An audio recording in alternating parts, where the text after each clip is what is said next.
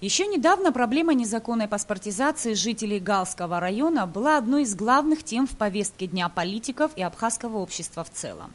Более того, этот вопрос, по мнению специалистов, экспертов и политологов, стал одной из причин политических событий мая прошлого года, приведших к смене руководства в Абхазии. Все началось еще 31 июля 2009 года, когда депутаты парламента Абхазии на очередном заседании изменили закон о гражданстве.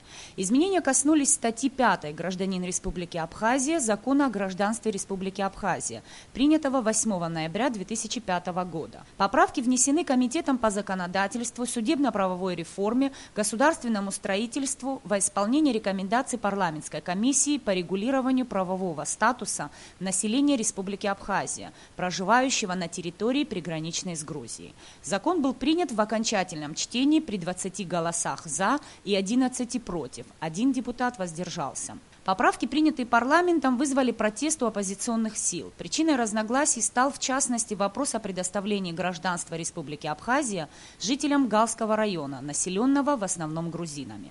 Депутаты, ушедшие на каникулы уже на следующий день после принятия поправок, а именно 1 августа, по требованию оппозиции прервали свой отпуск и вернулись на работу. Оппозиция требовала отменить поправки и оставить закон о гражданстве в существующем виде. А вопрос принадлежности жителей восточных районов Абхазии, грузин по национальности, решить другим, менее опасным для Абхазии и ее народа способом. В соответствии с поправкой гражданами Абхазии признаются лица, возвратившиеся в Галский район в места своего прежнего постоянного проживания в результате одностороннего решения Республики Абхазия о возвращении, за исключением лиц, которые антиконституционными методами выступают за изменение суверенного статуса Республики Абхазия, либо за насильственное изменение основ конституционного строя Республики Абхазия, либо антиконституционными методами борются против существующего государственного строя или связаны с террористической деятельностью. Это значит, что в одночасье лица, имеющие гражданство Грузии уже не один год, получали гражданство Абхазии, могли участвовать во всех процессах государства, вплоть до участия в выборе его будущего.